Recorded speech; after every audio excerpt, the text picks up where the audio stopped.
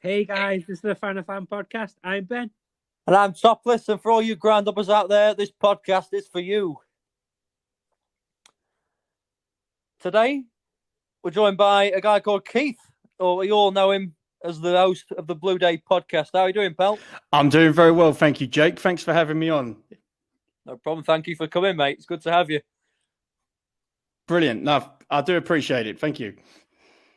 Good. So, you're a Chelsea fan, right, Keith? That's correct, yes. Been a Chelsea fan since... Yeah, I know. Sorry, I think I might be outnumbered on this one, I know. No, I've been a Chelsea fan since 97. So it's not been since 2003 then? No, it's no.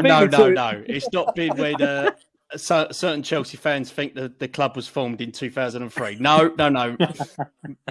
Absolutely not.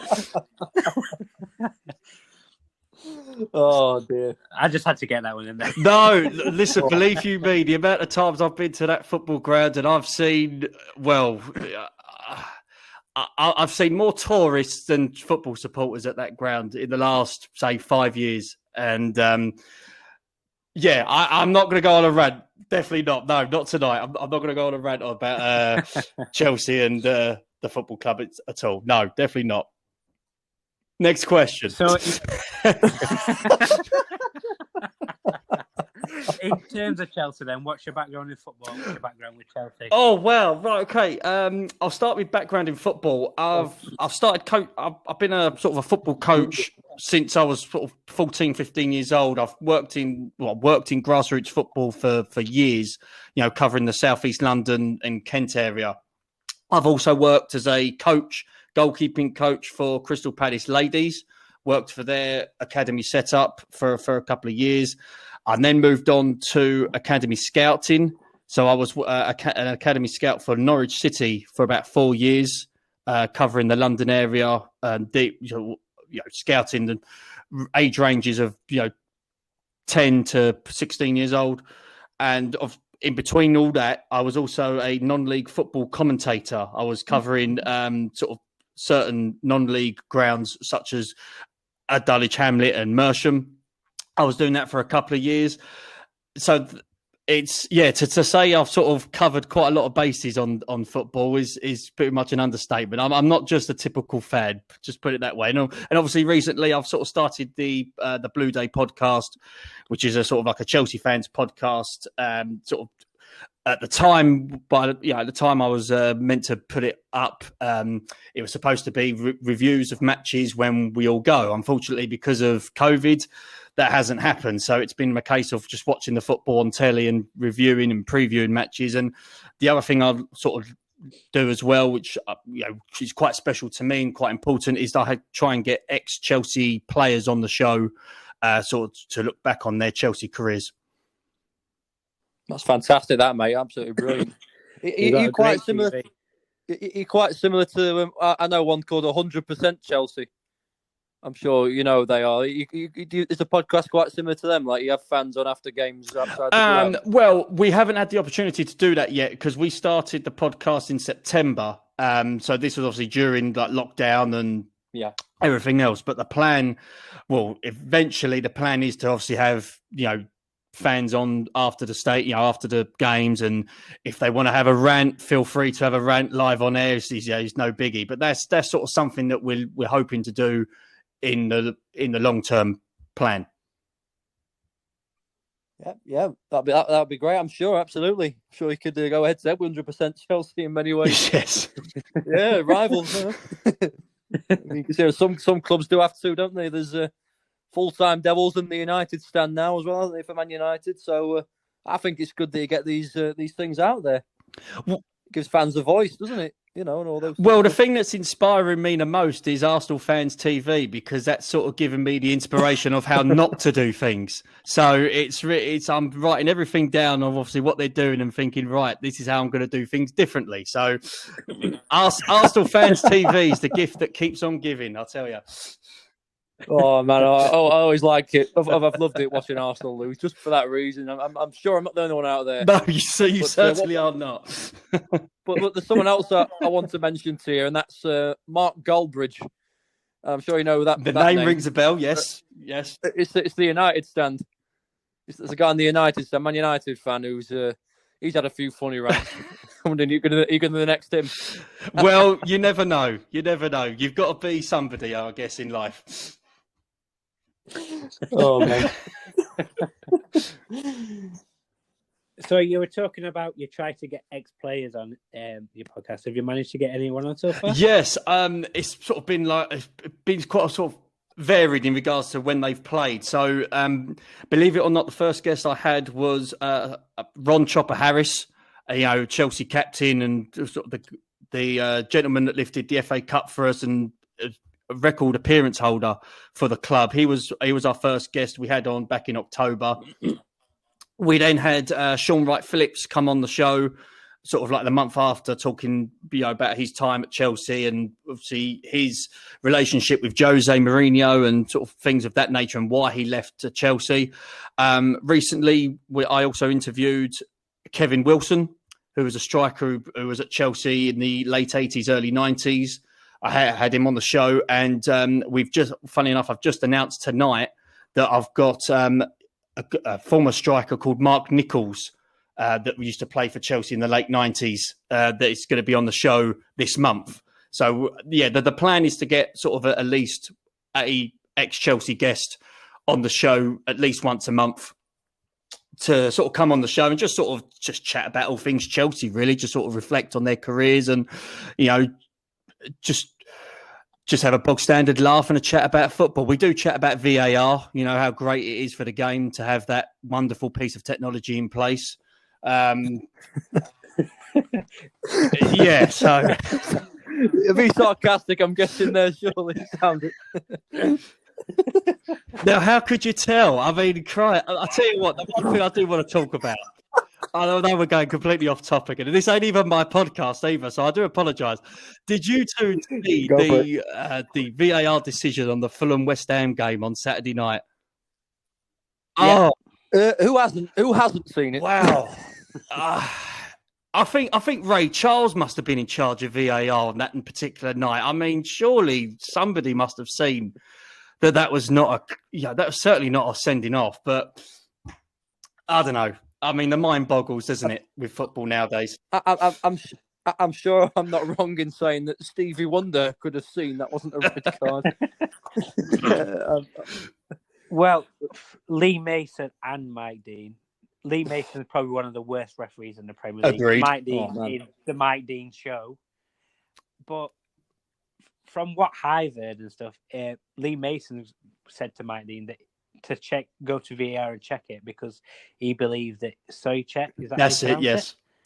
He believes that he clenched his fist. That's right. So so that's what's made him think that he's done it deliberately. But the more you look back at it, even when you got Mitrovic saying it's not deliberate, it's an accident, surely, come on, Well, I don't know if I'm the one thinking this, but Mike Dean seems more like an actor than a referee. He just seems like all the attention, play centre stage. And by the way, I heard a story. Obviously, Mike Dean's a Tranmere fan. We all might have seen him that year that they got promoted to League One a couple of years ago. Yes, I do remember seeing that on BT Sport. I don't know if this is true. We never got this confirmed by James, who we had on a couple of weeks ago, Tranmere fan. But some Tranmere fans who were near him apparently heard him chanting, "The referee's a wanker." And I'm thinking, you were chanting that. It's funny, but you can't do that. Come on. That doesn't surprise me with him. No. Oh man, but it's not the first time though Mike Dean's caused controversy. And I can remember a few years ago, Sheffield United were in League One and they were playing Bolton. This is League One. Mike Dean was the referee because he'd been demoted for poor performances. And it's happened for years with him. And unfortunately, he's not learned his lesson again. I don't get that, why sort of referees get demoted for 1 week and then they go back to Premier League football the next week. What, with all due respect, what are they learning by having 1 week off of the Premier League football? Because they're still refereeing in the professional game. Surely, if they're making terrible decisions week in, week out, give them courses to go on, give them sort of, online counselling or whatever, just to sort of freshen up their knowledge of refereeing. Don't put them back in the firing line, because the thing is, yes, you put them in League One, League Two, they're still professional clubs, and whatever the referee does as a decision is still going to affect those particular clubs. And you've got relegation on the line, you've got promotion on the line, and the lower you go down, there's people's jobs on the line, all down to one referee.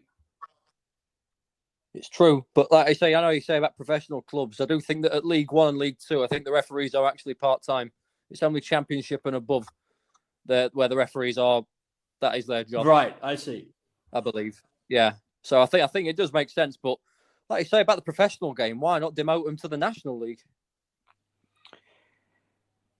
Well, it just shows how bad the referees are within England anyway, because you got to look back to the World Cup. Yeah. And there was no referee from the Premier League or what was represented in the World Cup in this 2018. And that just shows how poor the refereeing decisions have been for the last few years now. Yeah. Yeah, it's true. And even with VAR, it's just bad. But despite everything we've said about Mike Dean tonight, he does not deserve those death threats. Absolutely not. That's disgraceful. That's wrong. Well, it seems to be sort of a common trend now. Somebody makes a mistake at football and they get either racially abused or death threats, and it's just completely wrong. There's no need for it. Yeah. No, definitely. No need for it. Absolutely not. You just got to look at Twanzebe for the last few games. One mistake and he's getting all these comments. It's not needed, and it shouldn't be the way what football's going now. Football's there for the beauty of it, the love of the game, not to be there to make comments to a player. It's not. That's the negative side of social media, I guess. Yeah, definitely. I just want to ask about Sean Wright-Phillips. I mean, I'm not too familiar with the other two players that you've had on, but Sean Wright-Phillips, we all know really well. Premier League winner, FA Cup winner with Yes, that's right, yeah. The season after. Tell me about him. What was it like to interview Sean Wright-Phillips? It was interesting. We were sort of discussing about when he signed for the club, and the fact that it was a case of Man City at this point, and it is hard to believe now, but there was a time when Man City were potless and they didn't have the money that they have now. And it was a case of back in 2005, Wright-Phillips had a fantastic season the year before, and there was Arsenal and Chelsea were vying to sign him, and Chelsea were the ones that came up with the more concrete offer. And it was more of Man City needed to sell. And that was sort of the big part of Wright-Phillips moving to Stamford Bridge. And, he said, obviously, on the show, and if you do want to catch it, it is on our iTunes channel, it is on the YouTube, it is on the Blue Day Podcast YouTube channel. He says that, he has no regrets about moving to Chelsea. He has no regrets about his time at Chelsea. He says he still loves the club. He still sort of follows them now and again. Obviously, his ties are with City. But, he said he enjoyed his time there. He worked with some fantastic players and he worked with some fantastic managers. Some he got on with better than others. But, we spoke about the fact that he, weren't selected for the Champions League final back in 2008. And, based on, obviously, interview, that was one of the big reasons why he had to leave, because it was a case of if he was missing out on that particular game, that was going to have an impact on his England career. So he had to make the choice, and so be it. He moved back to Man City. It's a shame about the Champions League final for him, isn't it? I do feel for him, but the fickle sport, football, isn't it? Someone's got to be left out when you've got that much depth. Well, that's right, and this is the issue. Unfortunately, one person or two people have to sort of miss out, and when you get to that stage, you feel that when you're at a top club, you want to be vying for the top prizes. When you get to that stage and you miss out, a lot of people sort of don't see it now, but it must. And this is what I did say to a couple of other players who I had on, that how did it affect you psychologically? Looking back now, did it sort of mentally affect you rather than obviously, oh, never mind, there's always going to be another one. And sort of, it was just more of, how deep did it affect you? And that's sort of something I think many sort of fans sort of just see it as, oh, well, they get paid loads of money every week. They drive the fast cars, they have the fast women, they're not bothered about medals. But believe you me, the players who I've had on my, the Blue Day podcast, they do care about the medals more than anything else. And I think that sort of has gone away with, football now. Because again, I'm not being funny, gentlemen, but people go on about, oh, everyone needs to get in top four. Top four is more important. I don't give a crap about top four. I'd rather get a 5th spot or 6th spot and win the FA Cup. But that's me. Football clubs don't see it like that, which is, obviously how football has changed so much. Yeah, it's true. It is true, mate. Yeah, I can remember, I swear, on one of his Groundhoppers, I'm sure you know the channel, Smith, on the road. I swear, on one of them, when he watched Tottenham at Wembley, I swear I heard him say that he would rather Tottenham win the league or FA Cup than get in the top 4. And I think the same as well. I'd rather win a trophy. Yes. It's special. Well, it's obviously, hopefully COVID sort of decides to, leave. But once we all obviously go back to cup finals and things, that's what cup finals are about. It's a day out with your friends and family. Yes, if you lose, it sucks. But if you win, you don't forget those memories. You really don't forget those memories. And, you don't get that by reaching top 4. No, you don't. So, but do you think that that's the mentality of a top 4 fan, a top 4 team? Because, again, as a Sheffield United fan, I don't think I've ever seen us in a final. We got to multiple semi-finals. The only trophy I've ever seen us lift is a League One Champions trophy. So, for me to win an FA Cup, I'd be over the moon. It would be probably one of the only cups I might ever see United win in my lifetime. So do you think it's the mentality of, well, we finish top 4 year in, year out, so we need to get top 4? Yeah. I mean, that's sort of something that's obviously come into football as well, whereby certain fans see it as, oh, well, we deserve to be in top 4. Oh, why is that? Oh, because we support Arsenal. Arsenal are a big club. Just for example, I'm not picking on Arsenal here, but it's them sort of supporters that they say, oh, well, we should be playing AC Milan and Real Madrid season in, season out. Why? What gives you the right? There's no reason why a Leicester City can't get in there. And then Leicester City are doing fantastically well this season. And, I hope, I know it sounds silly, but I hope they get Champions League football this time round because I think they deserve it. And it'll be nice for a new club to get into that sort of part of the table and break off the so-called Big Six. I can't stand hearing this term Big Six. At the end of the day, there's one team that wins the league. The rest are not good enough. So don't keep calling it Big Six or top 4, Big Six. I can't stand it. I don't know about you, gentlemen, but that just sort of, it's just one of the small things that annoys me about modern football. It's true. I mean, people say traditional Big Six. Well, I'm sorry, but Arsenal haven't played like a Big Six club this season. Tottenham have. They're not at the moment. Liverpool haven't been playing like a top 6 club at the moment. I can say that, and I know as a fan, they're not. I mean, Chelsea haven't for the last couple of weeks. They might start to get a bit better, starting to pick up results. But you're right. I mean, West Ham are there. Leicester are there. Leicester were there last season, by the way. So, yeah, you've got to look at it differently. I mean, if Leicester got in the Champions League a few years ago after winning the league, and they got to the quarterfinals, and this is a team who, how long ago was it? But 10 years ago, were going to the likes of Shrewsbury, Charlton away for a league match, going away to Atletico Madrid. Yeah. So that shows how far they're going. I think if they went into the Champions League, they'd get, the players would absolutely love it and they'd step up. I'm not saying they go on and win it, but I think they could potentially, at the best, reach a semi-final. We all remember how years ago, our Middlesbrough that year, they got all the way to the UEFA Cup final. That's right. Do you remember that? Right. Yeah. There were 3 goals down twice in the quarterfinal and the semi-final, and pulled it back, and Massimo Macaroni got a last-minute winner on both occasions. I can remember that. Could you? I mean, anything's possible. Plus, I'm not saying they they're going to go lost and win to it, Seville in the final, if I'm correct, isn't it? That's right. Yes, they did. Yeah, they did a good Sevilla team. Well, no, so you can't really argue with that. Sevilla and Europa League are just a match, aren't they? Yeah, mate, they go out of the Champions League. Oh, we'll be fine. We'll go and nick that trophy. Yeah, Champions League for another year. Well, they can't do it this year. They're into the last 16, aren't they? Yeah, so I mean, imagine being a Sevilla fan. How would you feel? That's a good question, isn't it? Would you rather try and go a bit further in the Champions League, or would you rather just go and win the Europa League? I think we always do. That is a good question. That is a good question.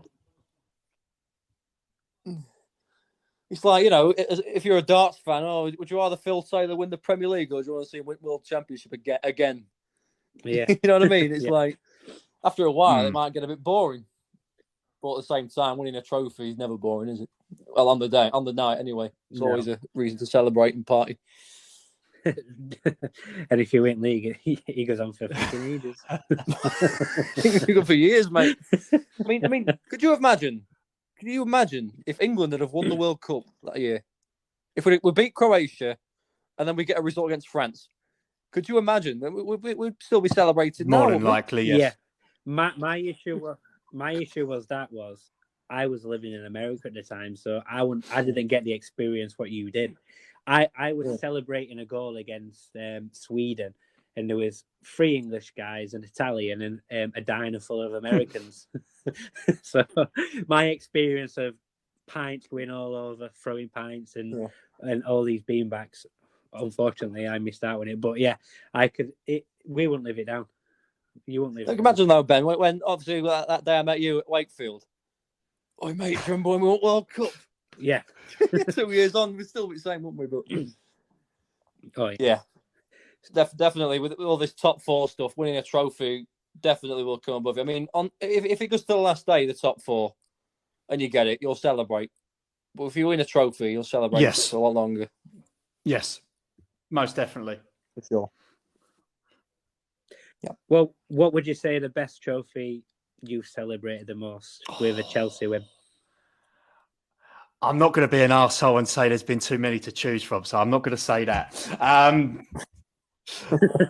It has to be Champions League. There is a funny story to that for 2012. I didn't actually watch the game live. I was on a boat in London celebrating my mum's 60th.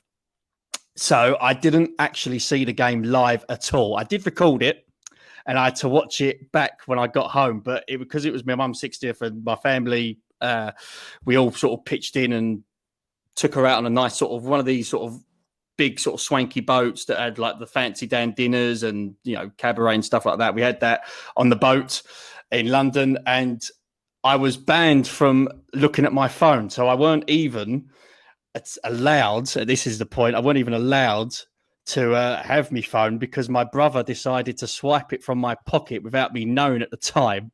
So I was hoping to sort of every couple of minutes, I'm just going to go to the toilet. I'm just going to go outside and get some fresh air. Weren't able to do that because I couldn't get any contact from the outside world at all. It was only when I was dancing with my partner, who's now my wife at the time, and my brother came, sort of tapped me on the shoulder. I found out it was going to extra time and penalty, so I was a little bit nervous. And girlfriend and wife at the time said, "Oh, yeah, we'll have a dance. We'll try and get your mind off it." Yeah, fat chance getting me mind off of the European Cup final while having a dance. So I was dancing with her. Anyway, long story short, brother's tapped me on the shoulder and goes, "You've won." Well, needless to say, I was probably the loudest bloke in that boat on that night. I started lifting the wife up all over the place, and people were clapping and celebrating while I was lifting the wife up. And I put my wife down, and everyone sort of thought that I asked her to marry me. So this old woman came up to me and says, "Oh, congratulations on your engagement." I said, "What are you talking about?" She said, "No, well done." I said, No, stuff all that. We've won the European Cup. Come on. And the whole boat was a bit shocked because obviously I was celebrating a Chelsea win. The girlfriend at the time, the wife, was standing there sort of dumbfounded, thinking, oh God, he's going to make a fool of himself. And I started singing Chelsea songs on the boat while they were trying to play romantic stuff. And yeah, no, it was all good.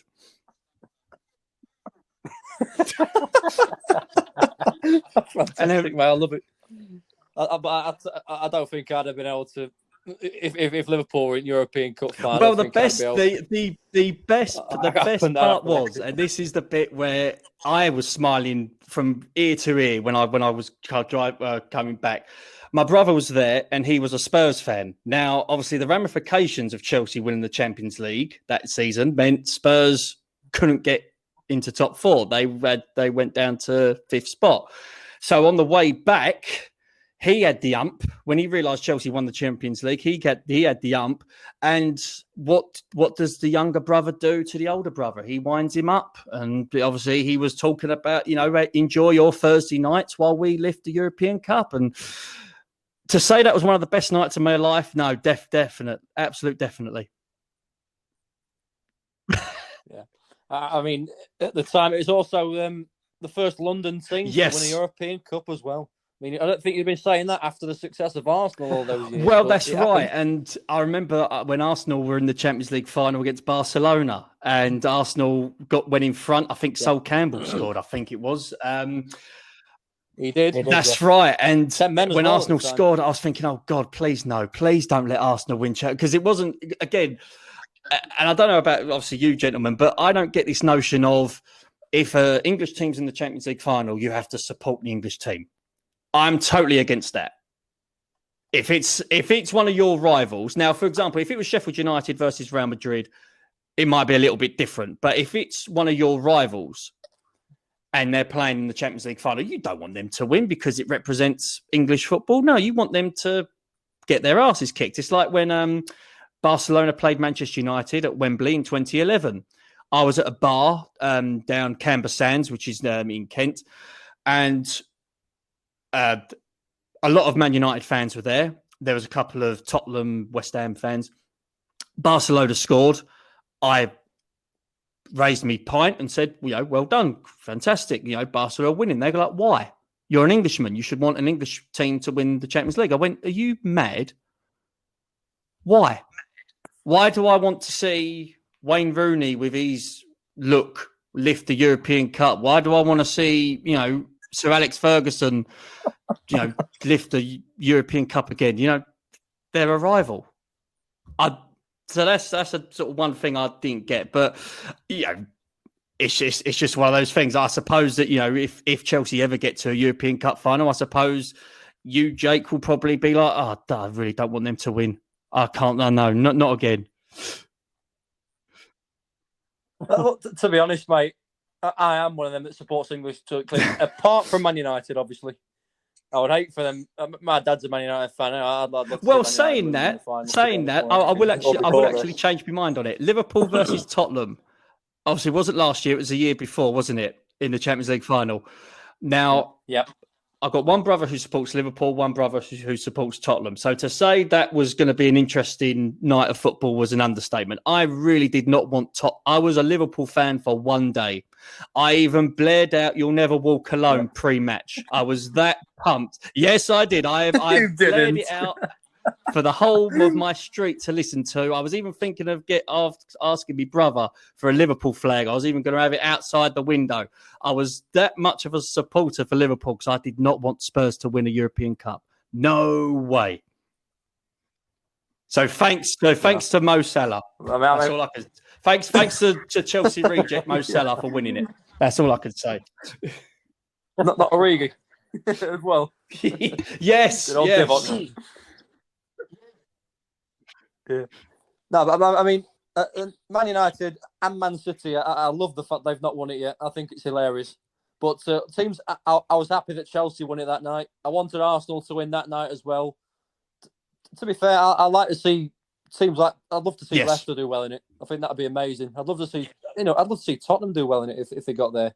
I thought it was. I celebrated when Morris scored that goal against Ajax, that last one. It was a great moment. But, I certainly wasn't celebrated. I was just more in shock. And it was just a case, I had to mute the TV because all I kept hearing was Jermaine Genius sort of spouting off all this garbage on BT Sport, how Tottenham are the greatest club in the world. And I just thought, I've just got to mute the bloody thing. So, everyone reacts differently to football, of course.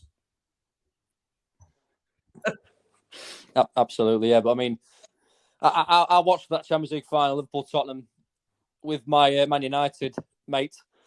And, he was there calling us bin dippers and I was there jumping, singing a lay top of my voice. I was loving it. So you've said about 2012 being the highlight. What about 2008 and John Terry's slip? Now you're either going to make me cry or pissed off. No. We'll talk about it. No, I remember watching it. I remember watching it live. That was a game I did watch live. I was home alone that night, so it was easier for me to rant and rave and f and blind. But I still don't know how John Terry slipped. To this day, I'd love to ask him about it. Just to sort of get his thoughts on it. I know he's obviously been asked hundreds of thousands of times, but yeah, to be honest, it wouldn't have hurt so much if it wasn't against another team. If it was against Barcelona or Inter Milan or AC Milan, it probably wouldn't hurt as much. But because it was United, and at that season itself, it was one of our rivals because they won the league the last day of the season because they beat they pipped us to it. And it was just a case of, I don't want Man United to win it. I don't want, again, being the cynical guy I am, I don't want Ronaldo smiling. I don't want Wayne Rooney trying to smile. It was just that, no, I can't see it. And then John Terry had the penalty to try and win the game, try and win the trophy, and he slipped. And I'm like, oh, bugger. Okay, let's go on to the next one. And looking back now, I don't think the team. Looking back now, and I'm not saying this because we won it in 2012, but I don't think Chelsea were ready to win it in 2008. I think that we did need more of a disappointment for that core group of players to, again, solidify themselves as a team and to want it more. And I think 2012 was the right time to win it. Whereas I think 2008, looking at it, I think it was the wrong time to win it. But hey, it happens in football. But yeah, to say I had a few beers after that game was an understatement. It's just not meant to be sometimes. I can remember it well. Man United fan dad, he had the remote when John Terry's walking up, so I'm switching over if he scores. And then he missed. And then Nicholas Anelka missed, and my dad literally went absolutely crazy. I knew when Nicholas Anelka was walking up, I just had he had this look and he had this demeanour that whether or not he didn't have confidence in himself, I don't know. But I knew back in 2000, I knew that night when Anelka was having his run up, I thought he's going to miss. He just did not. I know it sounds stupid, but he didn't look like he wanted to be there. He just had this overall demeanour of, I'm not enjoying myself. I don't have the confidence. And you can, again, look at his penalty. His penalty was crap. You can sense it, I think, sometimes with players as they're walking up. Can't you? They're looking at the ground, they're looking at the goal, they've got that look on their face. Well, Drogba, so I was just going to say, Didier Drogba got sent off in that final. And there's no doubt in my mind that he was going to be one of the players to take the penalty. And again, people say, well, if he was on the pitch, we would have won. But again, Bobby Robson said it right years ago when he was in charge of Newcastle. If is the biggest word in football. And, since then, I completely concur with that because you do sort of go, if this, if that. And yeah, it's just one of those things. Yeah. That's definitely true. I think the ill discipline that night, if Drogba doesn't slap Vidic, you probably would have won it, and you probably would have deserved to as well because you held your own really well that night. Both teams were even their match, but it was the ill discipline of Didier Drogba. Yeah, I agree with that. I definitely agree with that. Both teams had chances to score. Chelsea hit the bar, didn't they? But then Man United had Yes. Lampard hit the bar. I think it was in sort of in the second half or something like that, and Joe Cole had a good chance as well. But again, as you say, it just wasn't meant to be. But that's why I think 2012 meant more, because of the disappointment of 4 years before. And again, players get older, and sort of it's a case of this is their last chance saloon sort of thing. So, yeah, nothing will take away from what happened at 2012. I thought as soon when Ian Robben missed that penalty and Czech saved it, I said to me, it's meant to be. Chelsea going to do it this time. Even after Mata missed the first penalty in the shootout, I thought it's not over yet. Chelsea can do this. And I think helped with the fact that that night the prolific Mario Gomez could not finish dinner. Mario Gomez couldn't finish a good dinner, could he? No, that's right. It was, he was prolific that season. I think he scored over 35 goals that season or something like that. And just for one night, he just had an off night. He fired him to the league title that year. He was fantastic. He did have an off night. He skied every shot, didn't he? Yeah. Well, that's the thing with some players. You just got to look at Drogba, for example, scored in every single final he played for Chelsea. So he's one of those players where he relishes the moment, and there's some players where they knuckle under the pressure and they don't perform to the ability what they can do. So the swings and roundabouts with all the pressure what comes with it as well, I guess. Yep, and definitely. I want to ask you about Jose Mourinho. Is he your favourite manager? Do you have a favourite manager apart from that? Because I want to get your thoughts on Mr. Mourinho inspired me to become a football coach in the first place back in 2004, 2005. He was the one who I sort of looked at and idolised, and I was a huge fan of his. The first time round when he was at Chelsea, and I was gutted, like thousands of Chelsea supporters, when he left the first time round. And I always had this inkling that he would come back, he would return. And then obviously back in 2013, he did return. And I remember his appointment. I was at work at the time. I was working in a primary school as a sort of a PE teacher, sort of working as sort of a sports coach. And I remember when it was announced that he came back, and I was just absolutely excited. I was like, even I had these sort of year 6 kids asking, "Coach, why are you acting like a 2-year-old?" I'm like, the king has returned, and it was just again, certain moments you don't forget. But that second season, that second time round with Jose, although the short term we did win a league again, 2014, 2015, something just wasn't, it didn't feel right. Something just wasn't, it just wasn't the same.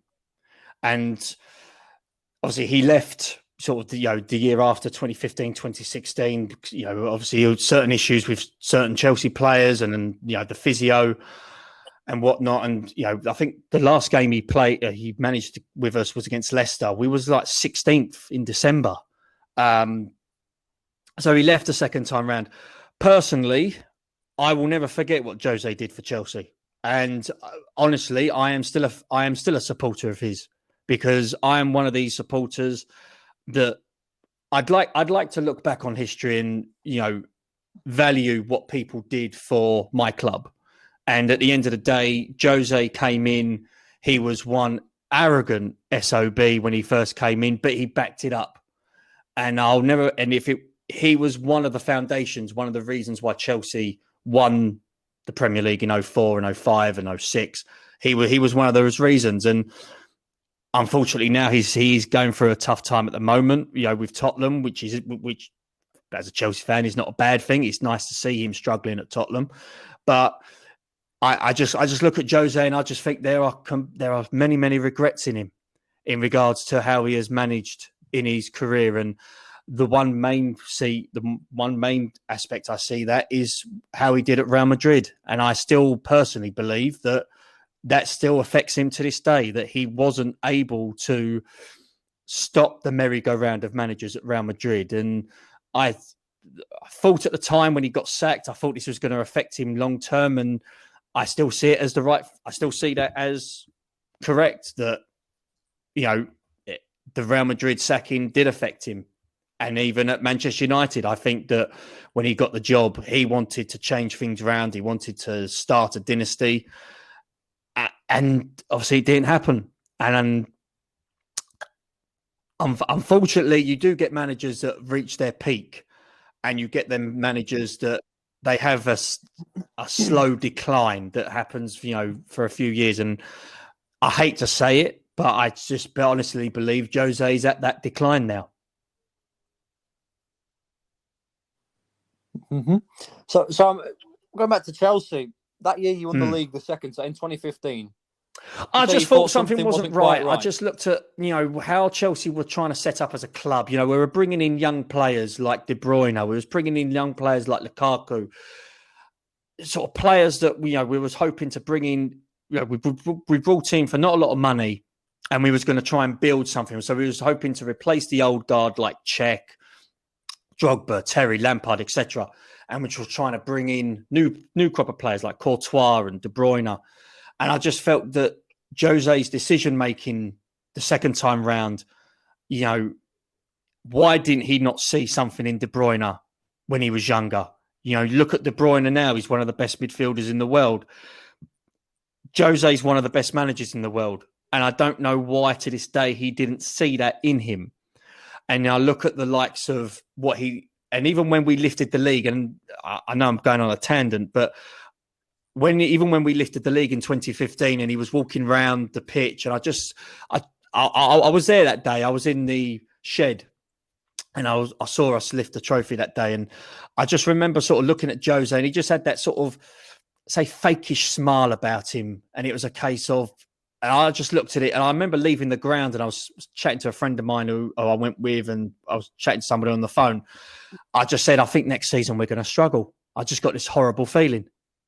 And lo and behold, start of the season, we drew 2-2 with Swansea, and Jose has the spat with the physio, and certain players didn't like the fact that Jose had the issue with the physio, and he had a few players out in public, having issues with them. And so lo and behold, a couple of months later, he got the sack. I mean, there was a few things at the start of that season that I saw wasn't quite right. There was obviously the physio was one of the main ones. There was also the talk of you signing John Stones, which didn't happen. And, when Jose doesn't get to sign a player, you know how he reacts. But I want to mention, I saw this quote from Thibaut Courtois. After the first game, he drew 2-2 with Swansea. He says after that game that after he drew that game, he thought that the team needed a change in manager. So do you agree even that early on in the season that should happen? Or do you think Courtois overreacting a bit? Well, obviously, he's at the training ground. He sees stuff that fans don't. And at the time, I wanted Jose to succeed so badly because I knew what he could bring to the table. And I just had this notion of there could still be a chance Jose could bring the Champions League back to Chelsea. I just had this notion, and I was of the opinion that I was hoping the owner, Roman, would look at Jose as the long-term manager and go, right, any players that don't want to be here, go. We'll find you a club. We'll find you, a suitable team to go to. We'll bring in Jose's players and we'll move on. Unfortunately, Chelsea don't work like that. It's the same thing as what happened beforehand. The players rule the roost, which is one of the, things with Frank Lampard's sacking, obviously recently. The players, unfortunately, ruled the roost at that club. Same thing happened with Andre Villas-Boas, in 2011. It's just unfortunate. Yeah. It doesn't matter what manager you are. You could be the manager that's won 3 Champions Leagues. You could be a manager who's won one manager of the month. Unfortunately, players, the bigger the club, the more say certain players have. And unfortunately, that is what's happening at football. I mean, you just have to look at Manchester United at the moment with certain players that are having a say. Every single weekend, it's like, oh, is Pogba going to stay? Is Pogba going to go? If I was a manager, yes, Pogba's a great player. I would have had him out of that door years ago. Because for me, no matter what his quality, he just brings this stench about him. I don't mean he smells like, he don't have a wash or anything. I just mean that he just sort of has this sort of arrogance about him whereby he's there because United are paying him so much. It's a case of United needs me more than I need Man United. And for me, that's wrong. And I think that was the same with Chelsea. Chelsea players were looking at it as Jose needs me to cooperate with him rather than the other way around. And, again, that's just one of the demises at Jose. And the fact that he got the sack at Real Madrid, which, tells you all you need to know about player politics and player power. That's why I think that Jose, unfortunately, is having that possible decline, because now with him having an issue at Tottenham, where can he go from here? Celtic? Is that sort of the stage where he can go, that type of club? Because I don't know where else he can go in the Premier League. Man City are certainly not going to go for him. Liverpool, I definitely will not go for him. Can't see him going back for Chelsea for a third time. That would be ridiculous. Barcelona, never in a million years. What? Bayern? PSG's now got Pochettino. Bayern Munich one day, I don't think German Dortmund? Football suits him. And I honestly don't feel that the German football would like him. Personally. Okay, fair point. What about someone like Ajax? Good shout. Maybe. Or even Atletico Madrid. I know that might be a bit far-fetched as well, with him being Real Madrid, but these are just teams that, because I did hear before he took the Tottenham job that he was learning German. And I thought that might have been a hint that he might be going somewhere like that. I mean, if he went to Bayern... he'd have a fantastic time there, winning league championships season in, season out, yeah. But, I think Brendan Rodgers could win the league with Bayern. I think. This was my issue with Thomas Tuchel. Him being Chelsea manager now.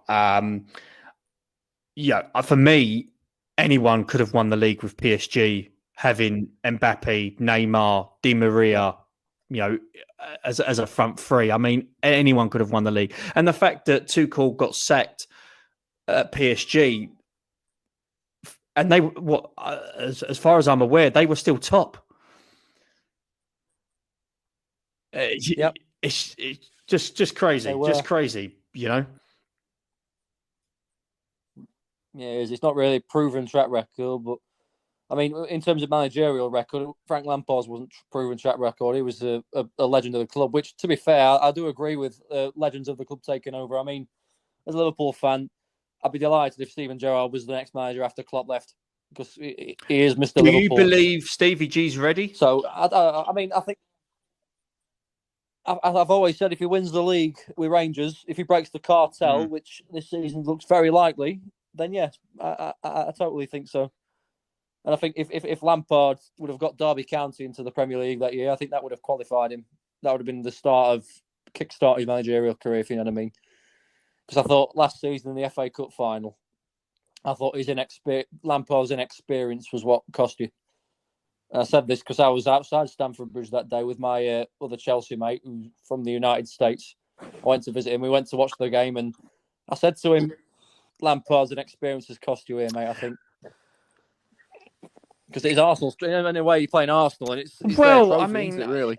Certain things didn't go our way. We were Pedro got a bad injury, and fortunately that was his last game for us. And then Christian Pulisic got injured, so that we were missing our creative spark there. But yes, I do agree. I think Lampard did make mistakes that FA Cup final, and I've seen the game back and I've sort of analysed it and assessed it and stuff like that, and I still feel that we should not have lost that game. We were a goal up. Let's not forget that. And I remember Arsenal's equaliser where Aubameyang was up against Azpilicueta. Now, if you're going on that for pace, there's only going to be one winner. My question to that is, why was we playing a high line when we was 1-0 up and we was in control of the game? And that you had Lacazette, who had a bit of pace, Pepe with a bit of pace, and Aubameyang. There was no need.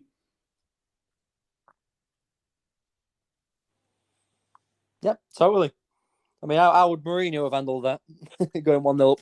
Part of the bus. You know, I said to him, mate. Well, it would have been a case of parking the bus. It would have been, 11 men behind the ball, and it's quite similar to what happened, when Chelsea were at Anfield that day when, unfortunately for you, Jake, Stevie G slipped, and so I thought I had to put it in. Sorry. That's what I get for booing it. Sorry.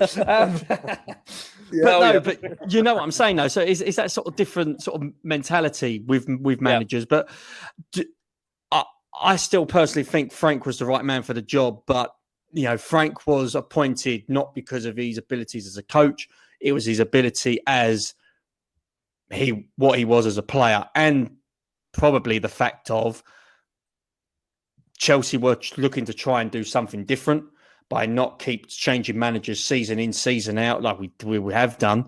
I do honestly believe they were trying to go for something different, and they were trying to build something. And for whatever reason this season, I mean, for Christ, what was it, November? We were top or something like that. We beat Leeds sort of 3-1, and then we were top of the league, albeit for one weekend. From then to then go to where we was, we was 8th, obviously, when Lampard gone. Something drastic obviously has happened, and unfortunately, that's history now. We have to forget about it, but it's just a merry-go-round of managers at Chelsea. Unfortunately, Chelsea will never change with the current owner, and it's not just Roman that is the issue, but it's the people under him as well. It's them sort of people that are making the decisions season in, season out. They're the ones that thought Maurizio Sarri was the best thing since sliced bread. These are the same ones that, looked at the likes of,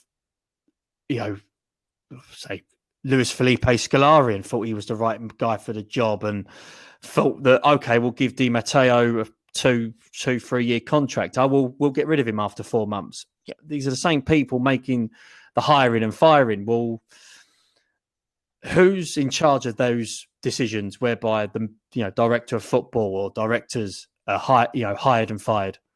And that's one thing and it's not just Chelsea. All clubs have got it. All clubs have had issues with board members making the same crap decisions. Well, who's responsible for those decisions?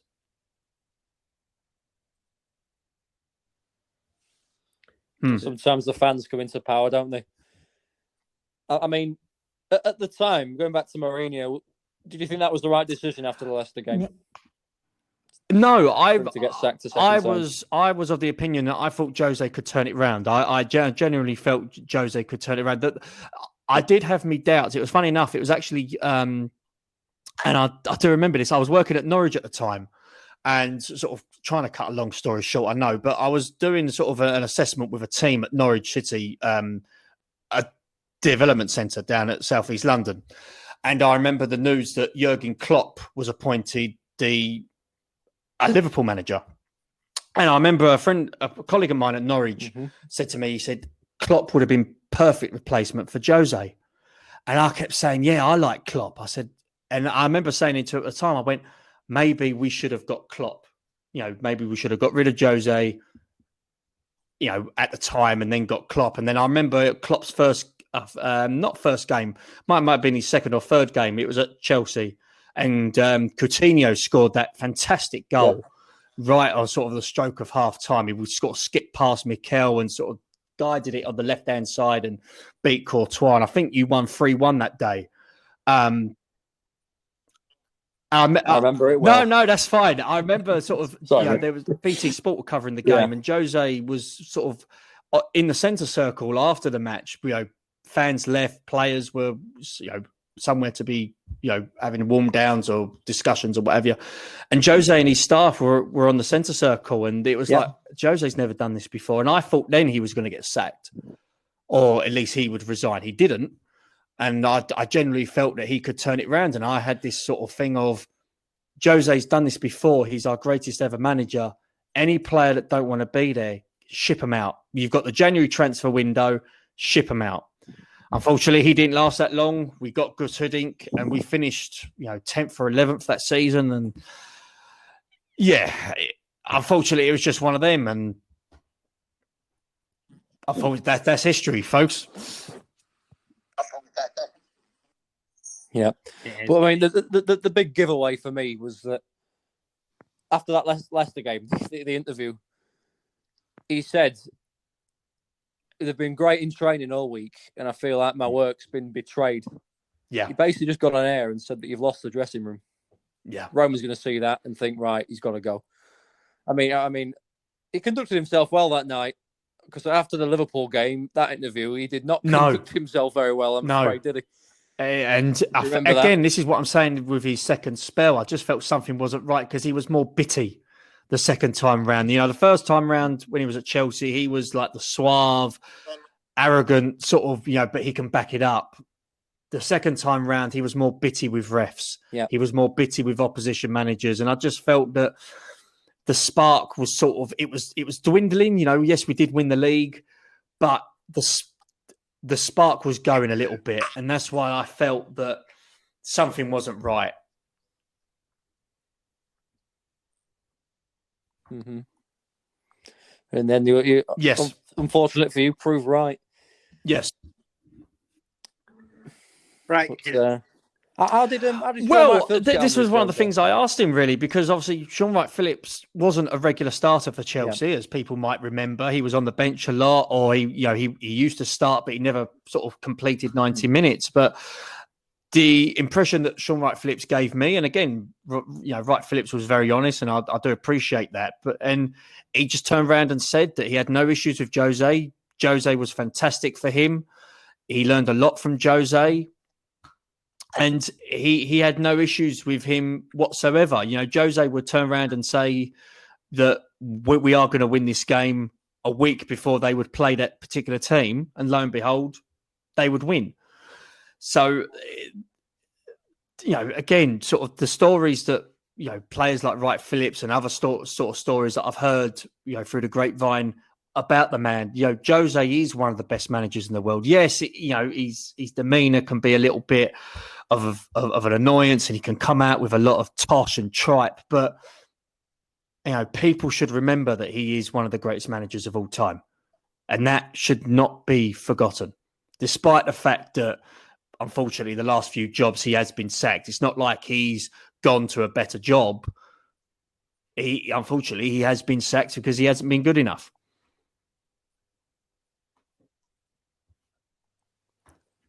Yeah, you're right, and it seems to be a recurring pattern as well. Like the third season.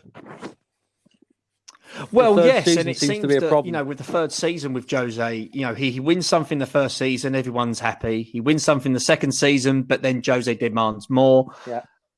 Bored and not happy, and then the third season it all crumbles. But I just like the fact that, you know, Jose, it's not taken Jose 3 years to cock up at Tottenham. It's only taken him a year, and I personally think that he's doing a wonderful job at Tottenham at the moment, you know, having them where they are. So yeah, just Jose, if you're listening to this, keep on going. Well, he has respectively got them into the League Cup final as well, which I'm sure. Well, of course, I mean, yes, no, that is true. But then obviously a different thing is if, you know, they've got to play a certain Man City who seem to love that competition at the moment. I think they've won it 3 times in a row now. Yeah, 3-4 times. Yeah, 3 times. Yeah, 4 could be 4. So, but like you said, there's certain players. I'm sure with each club it doesn't get along with. I mean, they didn't get along with Pogba at Man United. We know that. Dele Alli. At least Dele Alli, Danny Rose as well, I think. At Chelsea, there was a few players when Mourinho got sacked. Chelsea fans weren't happy. There was talk of Diego Costa and Hazard. And that's Fabregas. Right. I remember that. Yes, I think it was the 3. Yes, well, he wanted Eden Hazard to be like a track, like more like a defensive wide player. And there were a lot of times when Hazard was obviously going forward, and it was leaving the left back sort of short of cover, and teams were exploited that. Jose obviously didn't like it, and he obviously saw. I can't remember the chap who's at Arsenal now. My mind's gone completely blank. No, the player. William. So, which one? William. It's been a long day, folks. William, that was the one. Willian, as a defensively minded, he was fantastic because he would track back to help out the fullback. Hazard, that wasn't in his game, but Jose wanted Hazard to do that. And again, Hazard had that season where he was scoring for goals and we won the league. And Hazard, I thought, was going to become arguably the third best player in the world behind Messi and Ronaldo. Obviously, things changed. He didn't want Hazard to be staying forward. He wanted him to track back and do all the dirty work. Well, again, this is why one of the things that staggers me. Why would you want someone with the flair and the charismatic, aura of Hazard to track back? Why? Yes, you want to work for your team, but you play to your strengths. If you're going to play, at the time we were playing with two defensive midfielders in Mikel and Matic, you'd get one of them to cover the space that Hazard's left because Hazard is further forward. Because you want Hazard further forward. You don't want Hazard in the same area as your left back.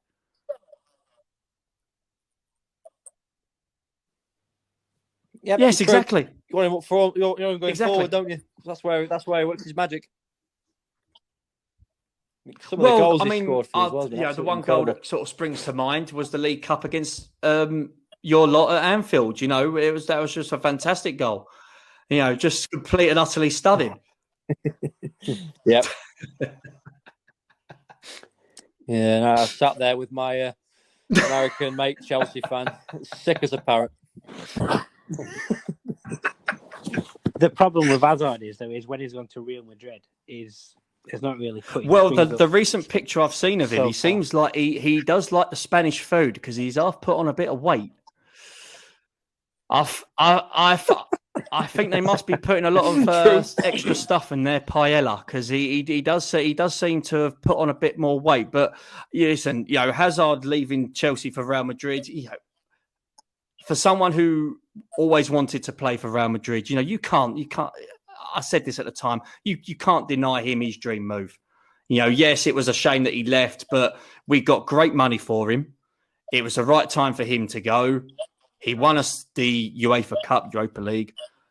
There was nothing more he could have done for Chelsea. And he carried Chelsea that last season for us. That last season under Sarri, he carried us literally to that final and to third place. And him at Real Madrid was obviously going to be the perfect move, but it seems not all is rosy there. He seems to be picking up injuries left, right, and centre. It's a shame. Right. Yes, that's fine. That's a different subject now. Instead of Chelsea, you said you was a non-league football commentator. So, what do you like about non-league and what? The commentating side itself, it was a case of trying to get into football. So, my idea was to try and get into football. A professional job in football full time, and this position came up as a non-league football commentator for a company that's obviously no longer in operations. It was called Football Exclusives, and they had a contract with one of the lower leagues in England. It was the league below the National League South, and they had a contract with them whereby they would cover some of the team's matches. And they would do highlights of the games and they would have them on their website. You'd have to pay a fee to join and you'd watch highlights of them sort of teams' matches. So I applied for the job and I sort of, thankfully got the job. And one of my first tasks was to be a commentator for a match with a Dulwich Hamlet at Champion Hill. And this was at the time, and I remember this well, Dulwich were doing fantastically well in the league. And one of the things that got me about how passionate people are of non-league football was, the constant sort of crowd chanting for Dulwich Hamlet, from 1 minute to 90th minute. And, people have this sort of fear, people have this sort of, stigma of non-league football saying it's crap football.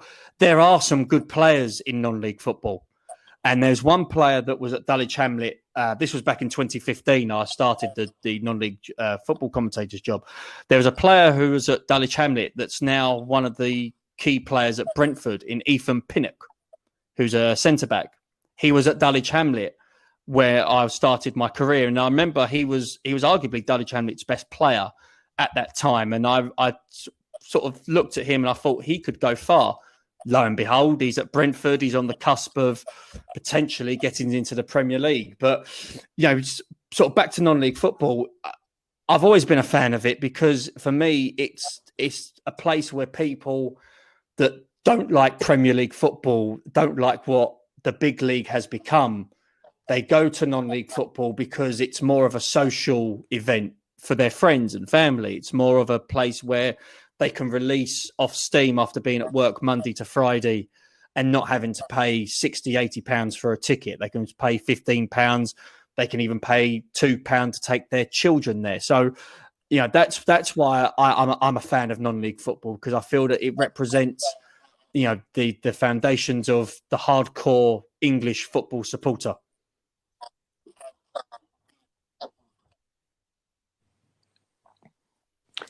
And in terms of the experience, what have you ever had a negative experience? Well, funny enough, I mean, there was one time a friend of mine. We went to this was in National League South, I believe it was. It was 2017. It was 2016-2017 season. My friend of mine is a Ebbsfleet supporter. He lives quite close to the ground now, but he lived in Gravesend. He's a big Ebbsfleet supporter. And it was around about Bank Holiday weekend. It was Maidenhead United versus Ebbsfleet. And it was a big game whereby both teams were near the top and Maidenhead had to win the game to get promoted. Lo and behold, they didn't win the game. They lost 2-1. They scored first. Ebbsfleet came back 2-1. I was in the Ebbsfleet end. And unfortunately, where they did the stewarding, they had the Ebbsfleet lot in the corner, but they put the Maidenhead supporters on the outside of the Ebbsfleet supporters. So we were in the middle of one section of Maidenhead supporters and the other section of Maidenhead supporters. Well, lo and behold, some people might have had more than one drink. I certainly wasn't, because I was the one driving. But obviously, Maidenhead fans were not happy with the result. Ebbsfleet fans were delighted. And yeah, to say that Maidenhead was an experience was an understatement, especially on the train from Maidenhead back to London. That was an experience. Yes. Oh dear. I'm guessing the emotion did that literally cost them. I'll have to go back now. I do believe it did. I think they had to go through the playoffs at that point, but it was the chant of the chant of "you fucked your party up" was pretty much sung between the 90th minute to like 8 o'clock at night, and it was obviously that particular experience of non-league football is a lot different to what other people can experience because of not just like the rivalry, but because of where the stature is in the league tables, first against second or whatever. Another experience I had was Ebbsfleet played Maidstone in the playoff final, and the team that won would have gone up to Conference Prem. And I took my brother. I managed to get 2 tickets. So we sat in the Ebbsfleet end behind the goal, and the match went to penalties. And to say it was a huge experience, Maidstone won the match. And I remember, Ebbsfleet fans going, absolute despair, and Maidstone fans going potty and berserk. And it's them sort of games that is fantastic for football because you see 2 sides of emotions. You see, heartbreak on one end, ecstasy in the other. And for me, I'm not sort of, trying to blow smoke up non-league football's arse here, but you only get to see that in non-league football now. You don't normally see that in Premier League football anymore. You don't sort of see that sort of array of emotions all in one place. You only get to see that for me in non-league football.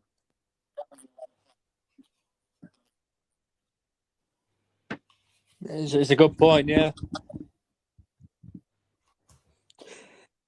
So in terms of experience then, what would you say the best and worst fans experience?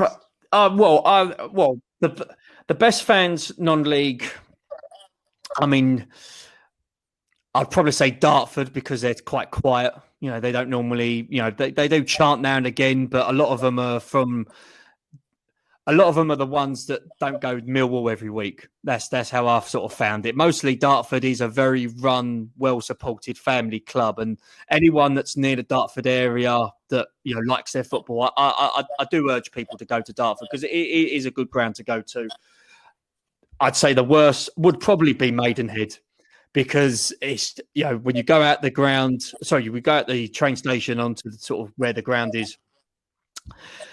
Everything's just grim, just utterly grim. And I think the supporters, I think, certain supporters, a little bit intimidating at times, a little bit, but, it's just part and parcel of football. But one sort of story I would like to say, this did happen at non-league, if I do have time, gentlemen. Me and my best mate, go for it, mate. We went to Salford away. So we spent a weekend. We went up Saturday morning. We got up very, very early, crack of dawn, about 4:30. We travelled up to Salford. We got there about 11, 12 o'clock. As soon as the pubs opened, we was there. And I will have to admit, it's the first time I've ever been to Manchester. First time I've ever seen Salford. Fantastic ground for that particular sort of style of football, that particular brand of football. And I'd say the people of Salford, great people. Really, it was a great experience for two people that have born and raised in Kent. To go up to a place where we've never been before, and gone to Salford's own pub. We were happy to say we was Ebbsfleet supporters that day, and they weren't they weren't sort of causing us any grief. They weren't sort of trying to go for a fight. They were just fantastic. We were sharing stories with them of non-league experiences. We were sharing football stories. It was a fantastic weekend.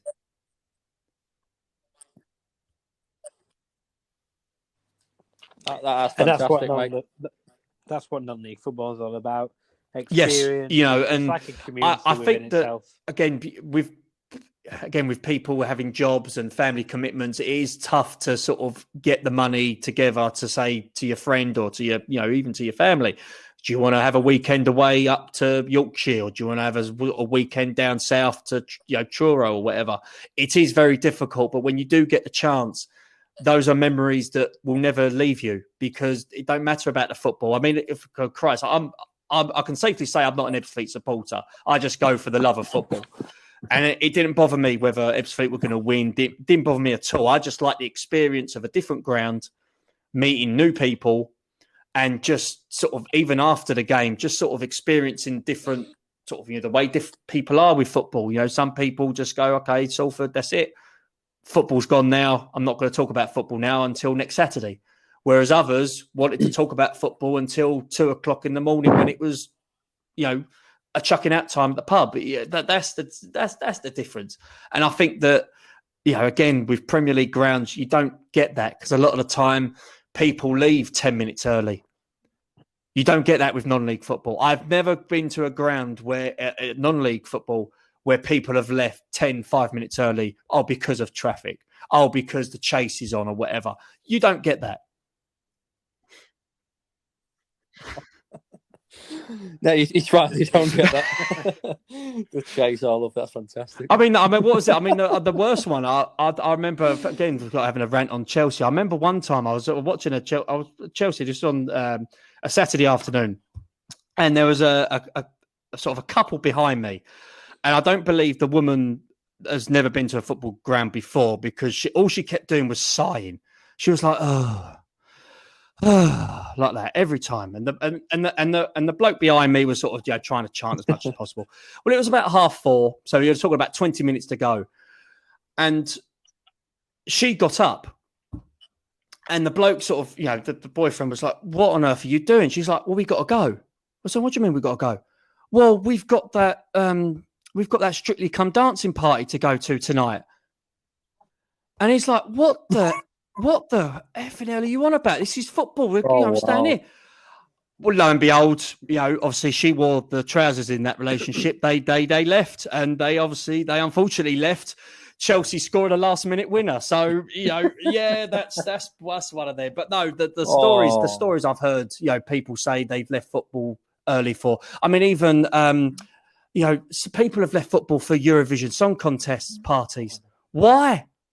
Yes, this is at Chelsea. Like, I kid you not. This is at Chelsea. I kid you not. People at Chelsea have left because they're like, right, we've seen Chelsea for 45 minutes. Now we're going to go to our friend's house in Kensington and watch the Eurovision Song Contest.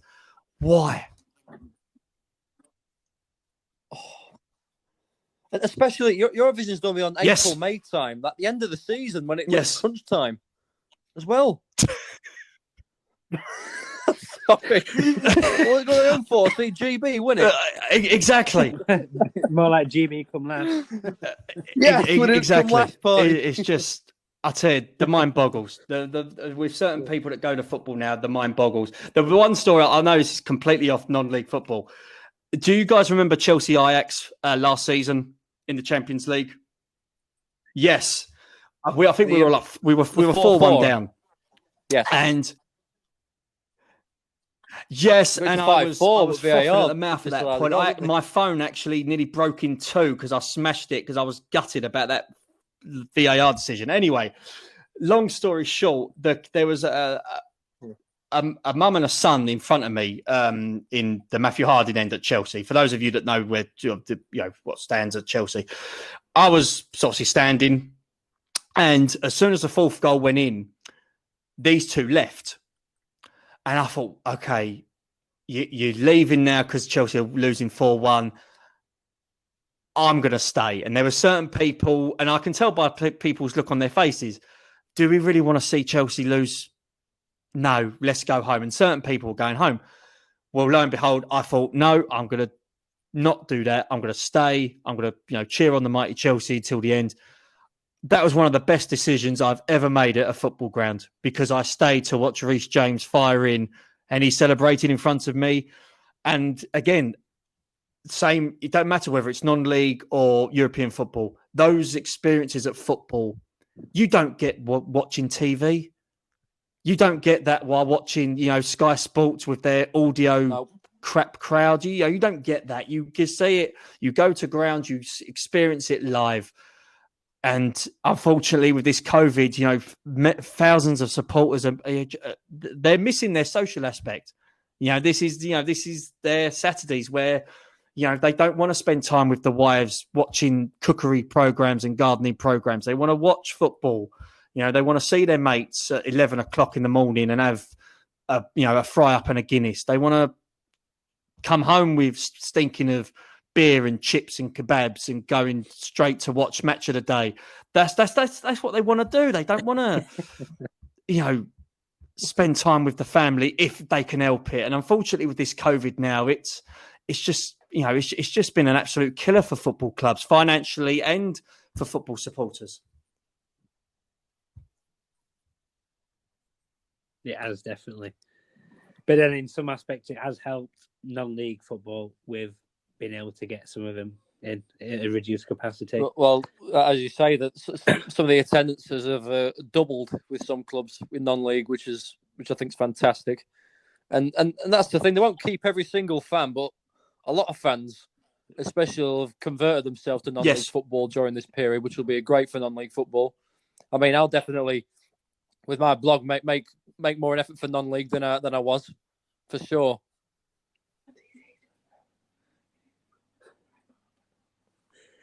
Right, Keith. Well, I'm gonna finish with one last question. This question we finish with everyone.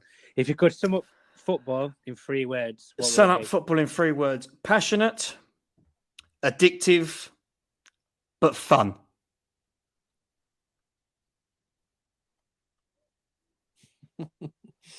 Yeah, no, take the butt out, of course. No, sorry. Well, take the butt out. Take the butt out. Yeah. You can take that particular butt out of the equation. No, passionate, addictive, and fun. Yeah. Oh, and now instead. I've got to ask you as well, Ben. Sorry, not Ben. Keith.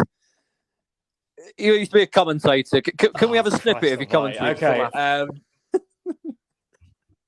Think your favourite goal at Chelsea. Give it to us as a commentator. Why did you put me on the spot? That's not fun. That's not funny at all. That is absolutely not funny. Right. I'll do my rubbish John Motson impression after. Drogba leaving it up. Taking the penalty in the Champions League final 2012. All right, here we go. So here he is, the man who missed 2008's penalty spot kicks because he got red carded. He's up against Manuel Neuer. This is his chance to get Chelsea to be European champions. He stepped up, he's taken it, and he scores! He's done it! Didier Drogba, Chelsea legend, he's done it! Chelsea, European champions!